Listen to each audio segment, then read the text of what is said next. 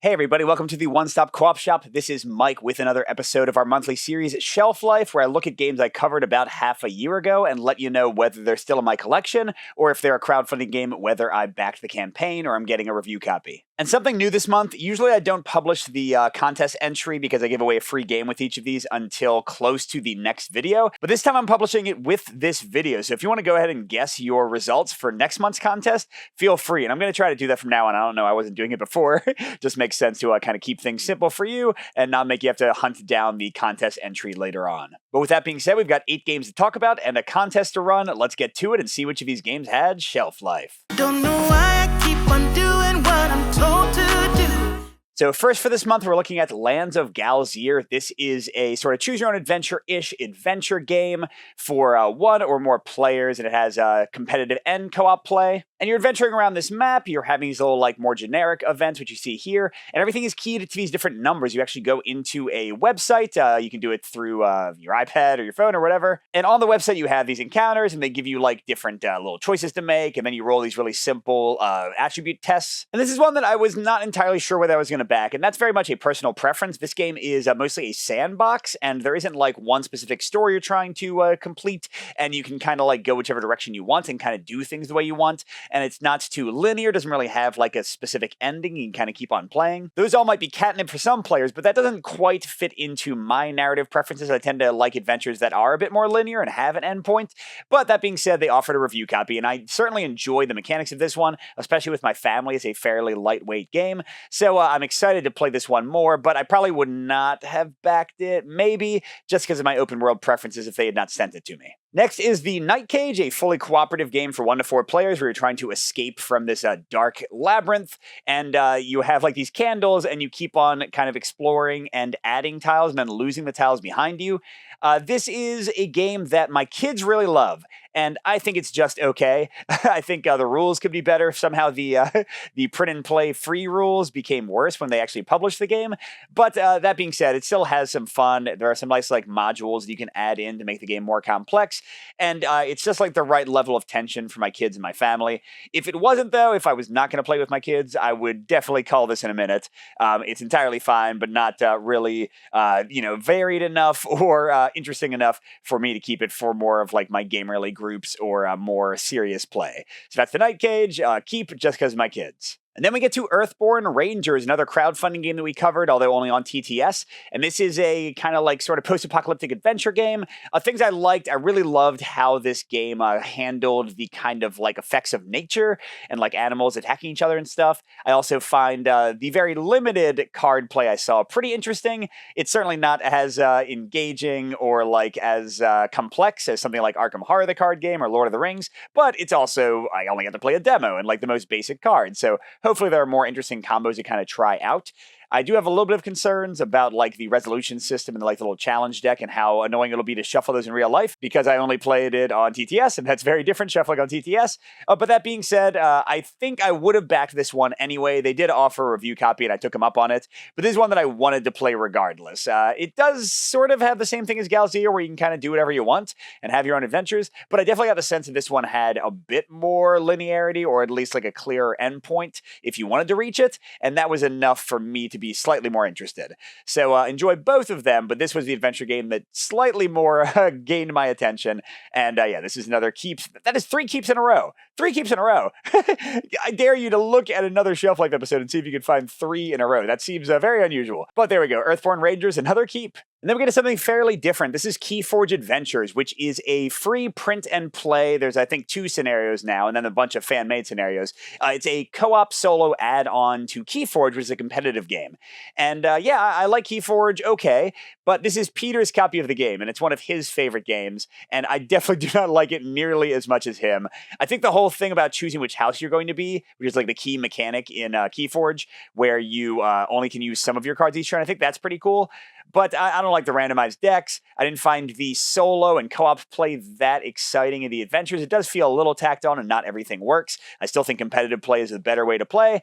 And yeah, there was no way this was ever really going to be a keep for me because Peter already owns it, and I certainly don't love it enough to buy it myself. He can take care of all of that, and I'll just play his copy every once in a while. But yeah, not one that I need to play often. Certainly not one that I need to own myself, but still a pretty good game, just not as much to my taste as other card games from Fantasy Flight. But that was Keyforge, and specifically the solo co-op adventure. I'm going to consider this a cull. And then we get to Kradia Wild Hunt Festival. This is a 1 to 4 player cooperative game, a boss battler basically, but a very stripped down and streamlined one and very inexpensive, where you control 4 characters and you're like attacking these enemies. You have these unique abilities for each character. You're seeing those on the screen right now. And on your turn, you only make one of 3 choices. You like do a basic attack, you use an ability, or you roll for a charge attack. My favorite part of the game are these bosses and how they kind of demand a very tactical puzzle to combine your attacks, because on the right is the boss's health, and depending on where it is, they will attack you differently and kind of gives you some strategy for how you like want to combine your character's abilities, and the bosses are very diverse. I like all of that. But a big knock against this game is that I never wanted to play it more than 1 or 2 players because the interweavedness, that's not a word, is it?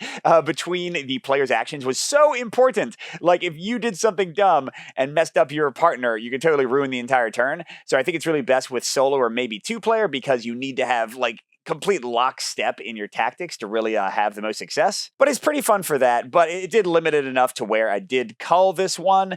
And honestly, I've got so many boss battlers coming, ones that I pledge and ones that I'm getting review copies of, huge ones like Primal and smaller ones that I don't know if this one was exceptional enough for me to keep.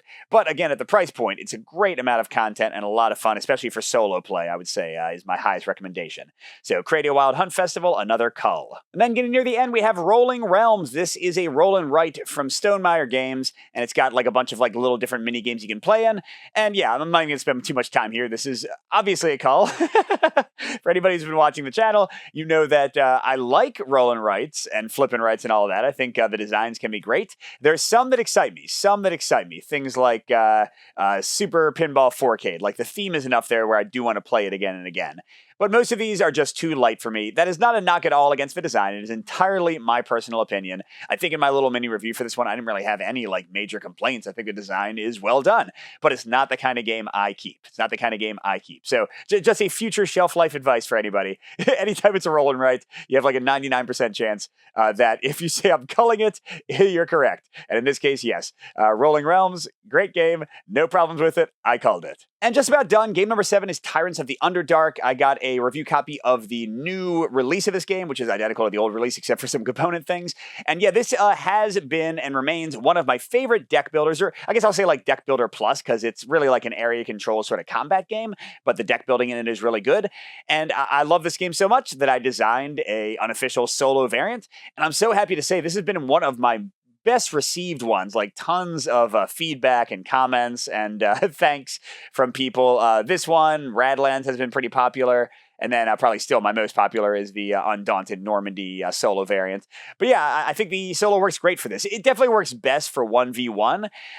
It gets a little bit wonky if you try to have like 2 or 3 Automa fighting against you all at the same time, but it still works. It's just not as smooth and clean at that count. But yeah, I think this is a great game. If you like deck building, if you like area control, if you like combat, if you like variety and kind of how you build your decks, I think this one is awesome. And I'm clearly biased, but I think my Automa is great. So if you want solo play for this one, I think it's still absolutely worth looking into, even though it's not an official solo mode. And last game of the month, we're looking at Threetale. This was a crowdfunding adventure game I played where multiple characters would kind of build this map and then walk around trying to level themselves up.